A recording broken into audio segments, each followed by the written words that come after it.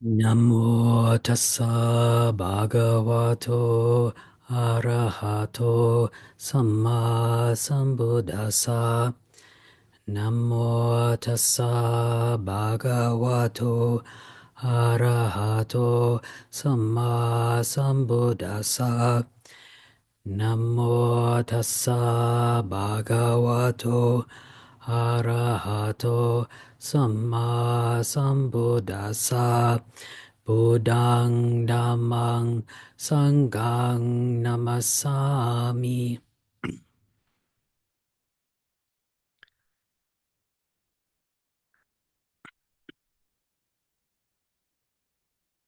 So I'd like to welcome everyone this evening and extend my greetings. So this past week at Wat Pah Pong, which is our the main monastery of the Ajahn tradition in Thailand. Um, so this past week they've had this annual gathering. It's the Luang Por Chah Remembrance Gathering.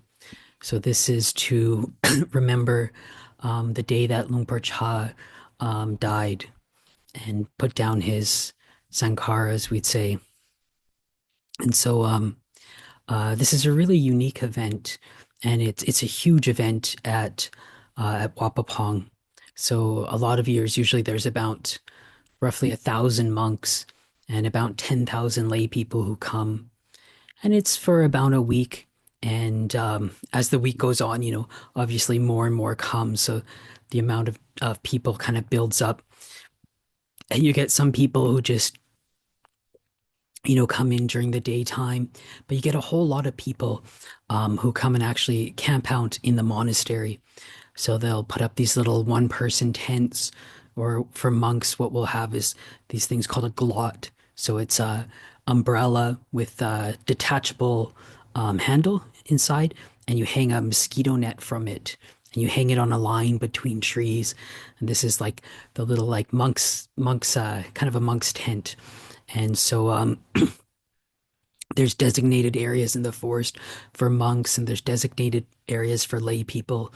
And you have for the lay people, they have this area where there's these food stalls, and so people will come in and just make food for free. Different groups of people will set up, some restaurants, sometimes monasteries. All these different groups will set up, and they'll just cook food and give it out for free to the lay people there. Um, and it's all, but it's also it's a practice time. So there's every day there's morning chanting and meditation, there's evening chanting and meditation, and there's a few Dhamma talks throughout the day. So there's usually one in the evening, or sometimes a couple in the evening.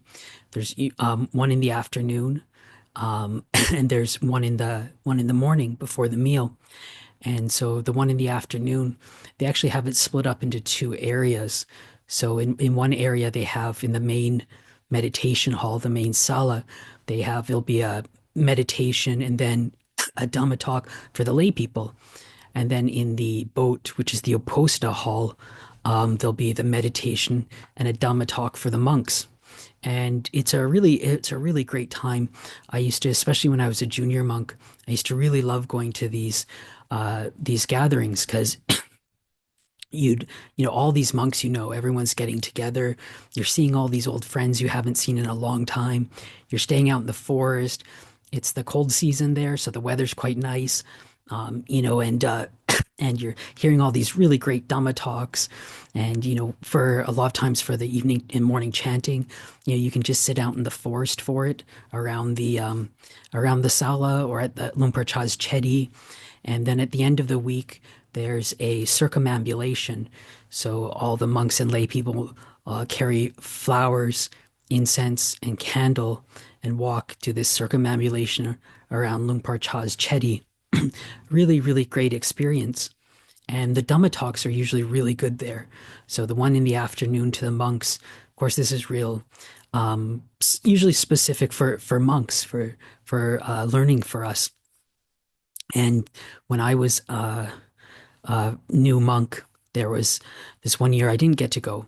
I was staying at this monastery, Dowdam, out on the Burmese border. So literally other side of the country. It's very difficult to get out in and out there. And I was just happy being out there. It was very quiet, not many people there, and it was a really great time.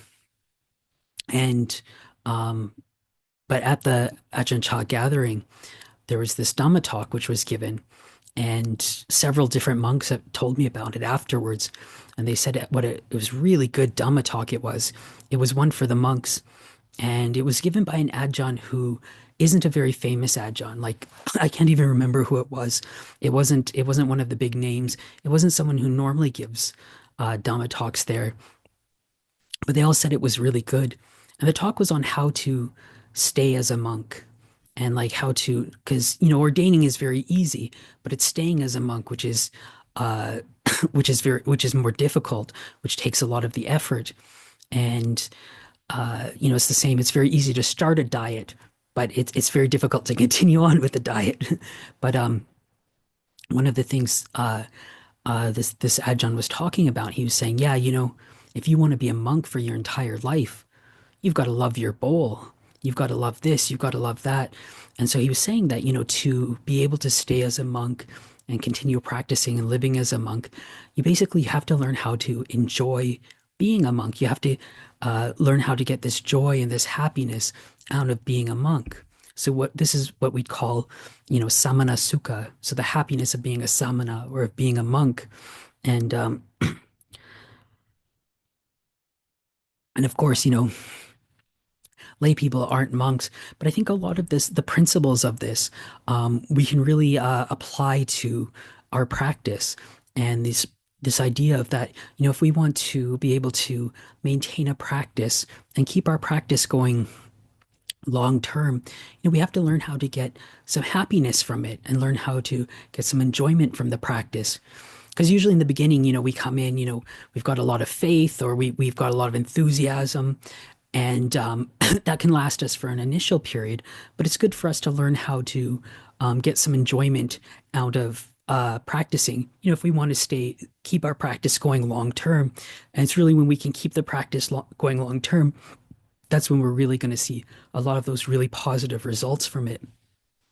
So I remember when I was a junior monk at Wat Nanachat, one of the senior monks was telling me about, many, many years earlier when he was a junior monk, that they had this one senior monk, this one Ajahn at the time, and he was apparently incredibly impressive, just super austere, super strict, just really, really impressive to the junior monks. And then one day he announced to everyone that he was going to disrobe. And this monk who was telling me this, he said he went up to him and was like, Ajahn, Ajahn, why are you going to disrobe? I mean, you're so impressive. And this Ajahn said, since I've ordained, I've never known a moment of happiness. So even though he had this like externally, this looked really great, he was doing all the things and he was putting forth the effort, he had never learned how to get happiness from his practice and from doing his practice. And this happiness, learning to enjoy the things we're doing, learning to get happiness out of it. Again, this is one of those things where it's a skill. Like so many things, I talk about and really emphasize this, that these are skills and we can learn how to start how to get happiness or learn where to look to find happiness in our practice. So, it's I always tell the story of when I was a novice and I was having some difficulties, and Lumpur Pasno came to Wat Nanachat, and I was telling him I was having difficulties feeling inspired. And he told me inspiration is a skill. And it's the same with this, finding happiness and learning how to get happiness in our practice. This is a skill.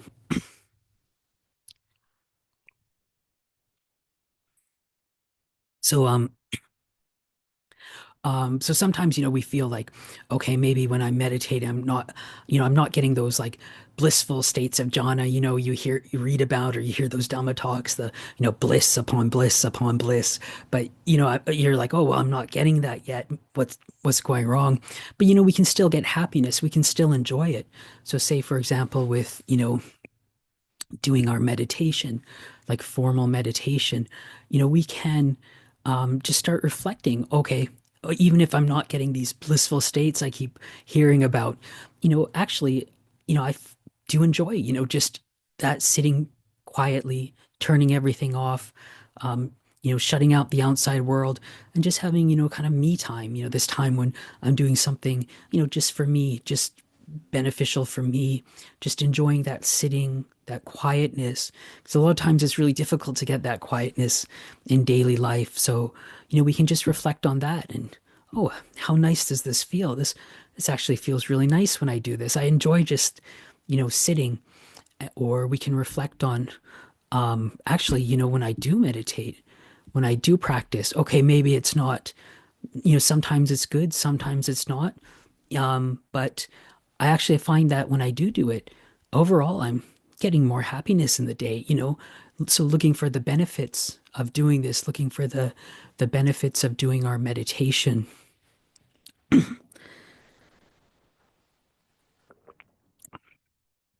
and and really reflecting on that, or just looking for, other parts in the practice. Because again, it doesn't necessarily mean every part of the practice we're going to enjoy all the time, but we can look for certain things, certain areas to enjoy.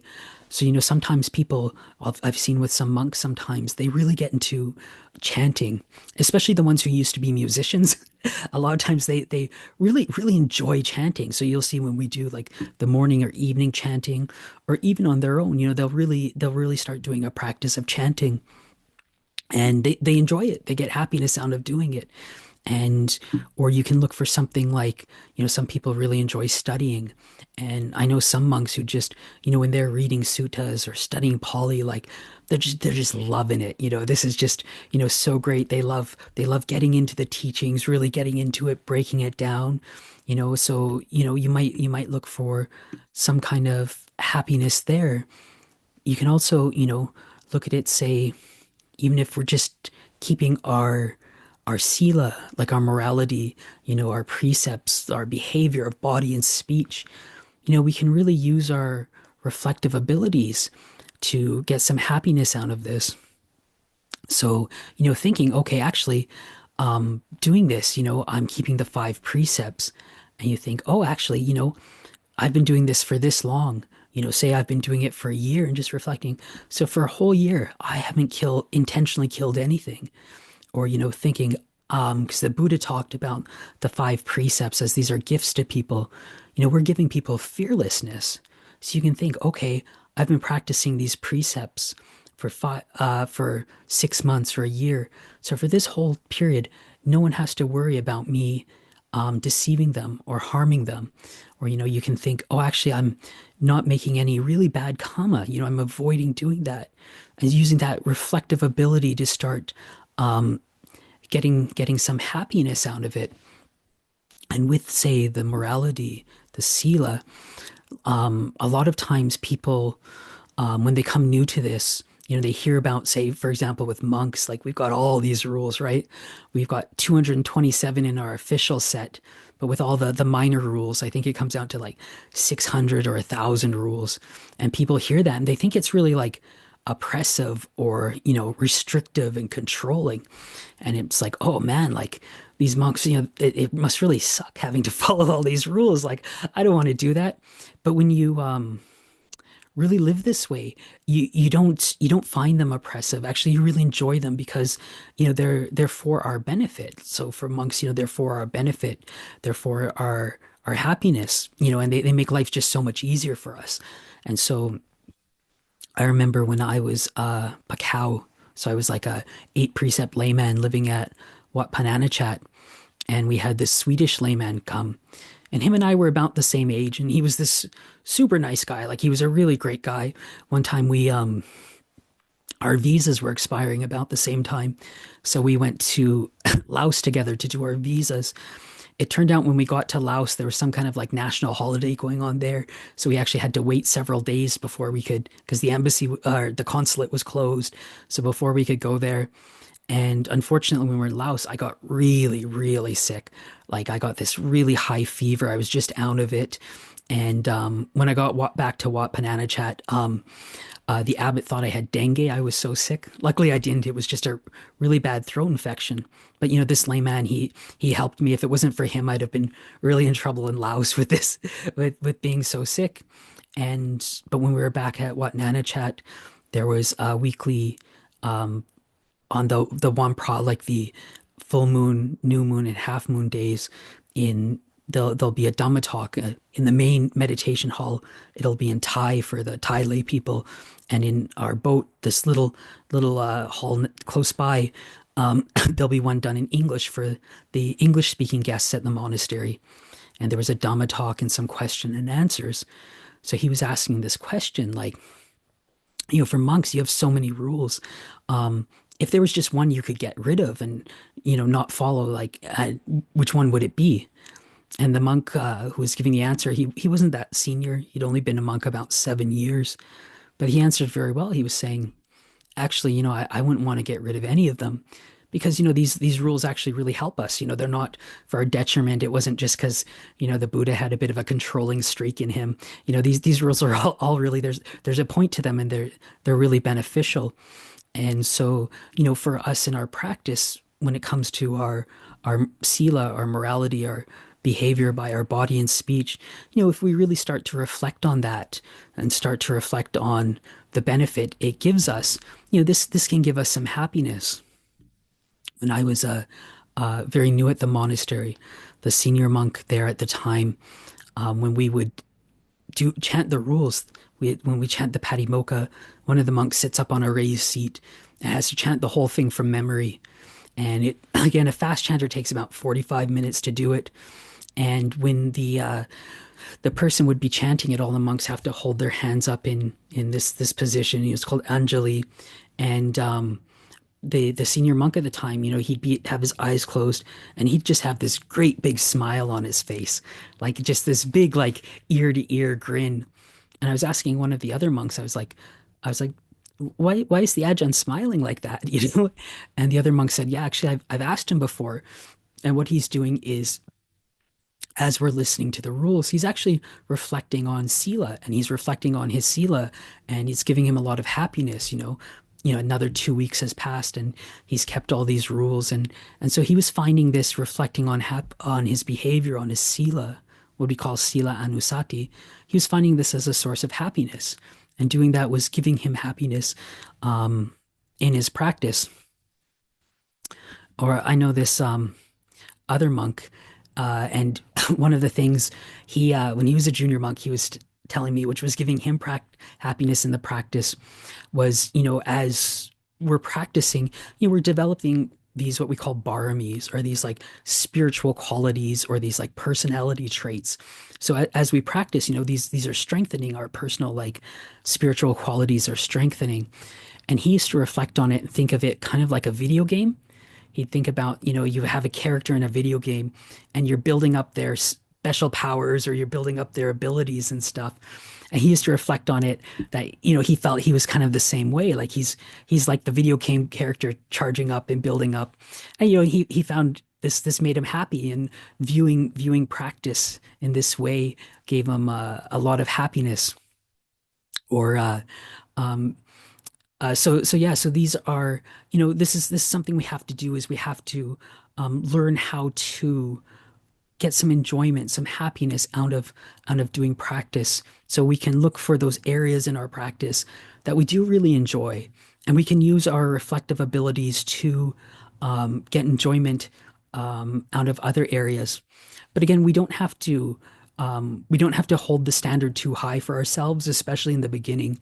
We shouldn't come at it from that angle or that view that if I'm not enjoying every aspect of practice, I'm bad or I'm doing something wrong. I mean, it's just the way it is. It's with everything in life. Sometimes you enjoy it. You have your good days, you have your not good days, and then but you just keep at it, and you just keep working at it. And it's very much it can be very similar to exercise and going to the gym. So you see a lot of people when they first go to the gym, and they want to get in shape, they want to get healthy, um, and they first go to the gym and they've never done it before. A lot of times, for some people just have a natural athletic ability and enjoy it for the beginning from the beginning. But for those people who don't, a lot of times in the beginning, it's very unpleasant. you're going there and it's difficult. You've never really lifted weights before. You've never used a treadmill before, or and you're sweaty and it's you're tired, and it can be a very uncomfortable experience.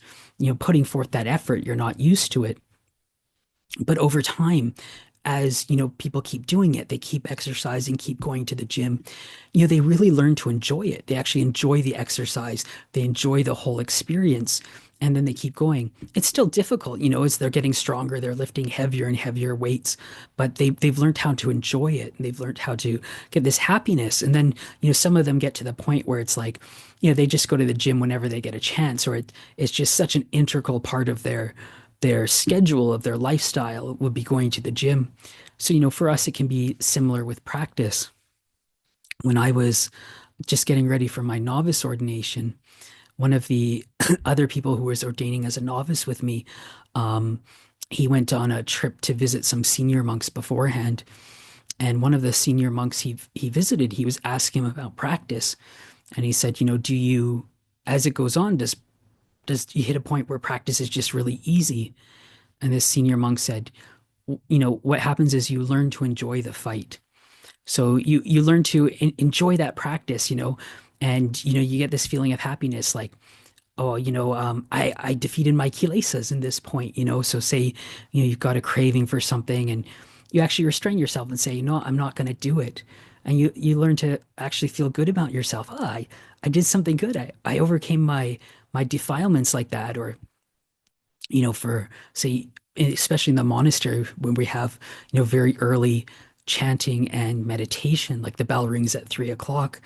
So, when I was a junior monk, I used to always reflect on this, because sometimes the meditation, especially, when you're new, it's really tough, like trying to stay awake in the morning. You're sitting there, maybe sometimes you're nodding off, or half the time it's more fighting to stay awake than actually really enjoying the meditation. But once it was done, I'd reflect on that and be like, oh, wow, actually, I've had a pretty good morning. I, overcame my defilements around sleepiness. I actually really pushed myself. I got up on time. I did some, I came together as a group with all my friends here, and we chanted some, teachings of the Buddha. And then, we meditated, and I had an opportunity to fight against my sleepiness. And and so you're reflecting like that. And it was actually, instead of just being like, oh, didn't have a great meditation this morning, it was, yeah, actually, I did a good job. I put forth an effort, and so learning to like encourage yourself and find some happiness that way. And so, but again, this is one of those things which, just takes time. It's a skill we're developing, and but we just want to, keep at that and look for different places we can find happiness. And sometimes, it's our meditation. Sometimes it's our conduct. Sometimes it's just really delighting in the teachings of the Buddha. Sometimes it's chanting, but just looking for a place where we can find happiness and ways to find happiness and enjoy our practice. And this is going to help us continue our practice. Because again, the more we enjoy something, or feel it's beneficial and helpful, the more we're likely to stick to it and keep going with it for the long term. And like I was saying, it's when we do it long term, that's when we're really going to start feeling those benefits from it. So I would like to offer this to everyone as a bit of a reflection this evening.